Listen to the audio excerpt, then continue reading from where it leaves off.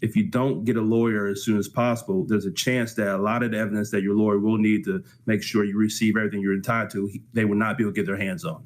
How much at risk are you and your family on our nation's roadways because of big rigs? Well, that's what we're going to ask the lawyer today in this episode. Hi, everybody. I'm Rob Rosenthal with AskTheLawyers.com, and my guest is attorney Tyler Bailey with the Tyler Bailey Law Firm in Columbia, South Carolina. Tyler, thank you for making some time to join us today. I appreciate it.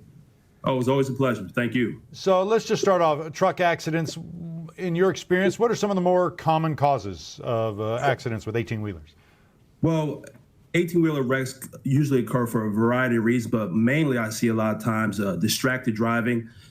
Drivers easily get bored on the road sometimes, and unfortunately, they direct their attention towards their cell phones. They're either on YouTube, FaceTiming, scrolling on social media. Another way I see a common way that wrecks occur with truck drivers is fatigue. So there's a big demand on drivers to make deliveries quickly. And there's a lot of pressure from the consumer with programs such as same-day delivery and two-day delivery. So the whole industry as a whole encourages quick deliveries, but the law requires drivers to really take time to rest. But unfortunately, there's no incentives for that. So drivers a lot of times aren't resting while they're on the road. They're driving for long hours. They can be distracted, and those all increase the likelihood of crashes. Another way I see wrecks occur is speeding. So like I said, there's a big demand for timely deliveries. Drivers a lot of times are trying to do anything to take the edge down and make those deliveries timely. And if they're speeding, there's a higher likelihood that a crash can occur. And I guess also maintenance, improper maintenance, not being upkept, that could also be another reason. That's another big one. The owners of the trucks are trying to cut costs by any means, and they are not very too highly on spending their profits on making sure their trucks are properly maintained. So let's talk about, you talked about the pressure with same day and next day delivery. Are the drivers sometimes feeling pressure, say, from the truck owners or the trucking companies to go past the safe time behind the wheel and that sort of thing?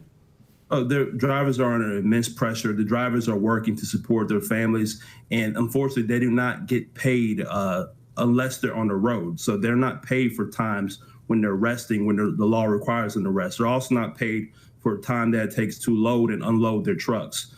And like I said earlier, regarding the demand on the consumer for quick deliveries, and the demand on the trucking companies and the supply chain demand to make everything timely, there's more pressure to just be on the road, get deliveries from one destination to another destination quickly. And safety, unfortunately, is thrown on the back of their top concerns. Their main concern is being on the road and making money and getting things done quickly, which causes wrecks, unfortunately. And I would imagine during this time of quarantining, where more and more people are ordering products that they would normally go out and purchase, that just makes the pressure even more. That's right.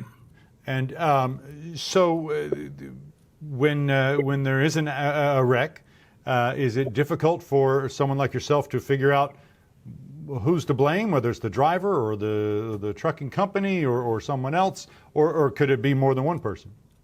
Well, that's a great question. And the way I approach these cases, initially, we bring the case against the driver, the company, and sometimes freight deliverers. Anybody who may be responsible for the negligence that resulted in the wreck needs to be made a party to the case.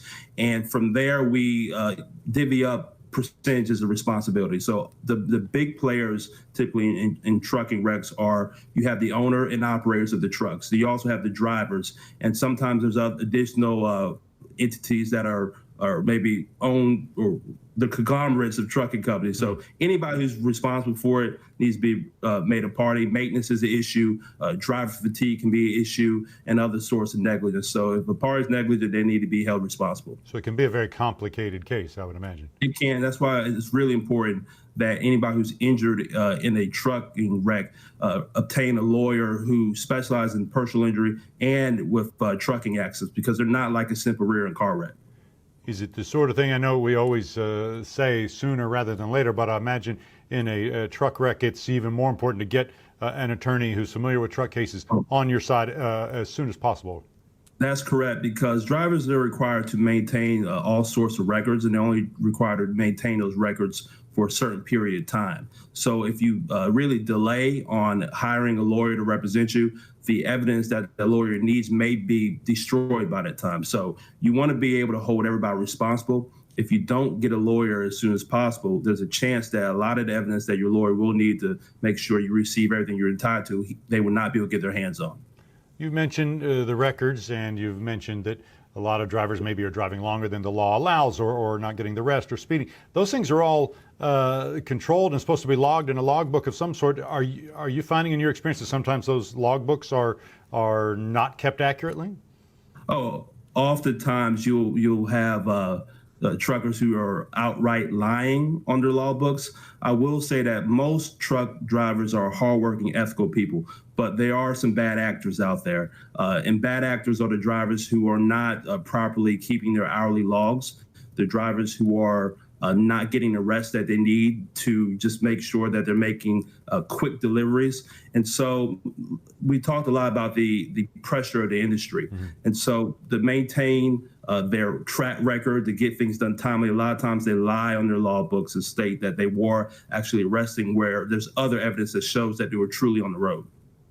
And I would imagine if you're in an accident, you're injured in a wreck with a big rig, they're contacting their insurance company and their attorneys right away as soon as the accident happens, right?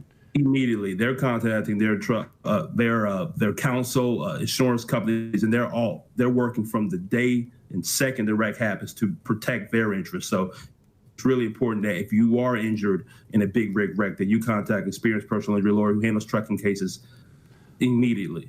What if somebody thinks, I'm not sure I can afford an attorney to take my case? Tyler, what would you say to that? Well, the good thing is most lawyers that handle these type of cases handle them all on a contingency fee basis, which means that there's nothing that comes out of your pocket up front, and the lawyer is only paid if they're able to get you a settlement or verdict at the end of the case. So there's no fees or costs up front to anybody. So anybody can find a good personal injury lawyer to help them in a case like this with no cost out of your pocket immediately. And if somebody is, say, seriously injured and is in the hospital, maybe can't contact you on their, for themselves, someone, a loved one, a family member can contact you on their behalf?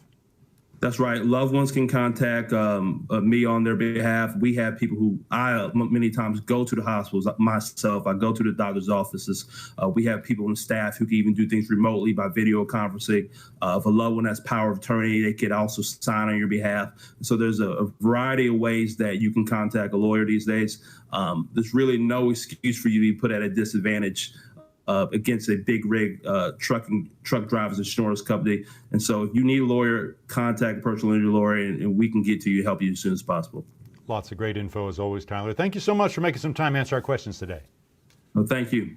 That's going to do it for this episode of Ask the Lawyer. My guest has been attorney Tyler Bailey of South Carolina. If you want more information or you're ready to choose a lawyer that lawyers choose, make sure to go to askthelawyer.com. Also, please take a sec to like, share, and subscribe below. Thanks for watching. I'm Rob Rosenthal with AskTheLawyers.com.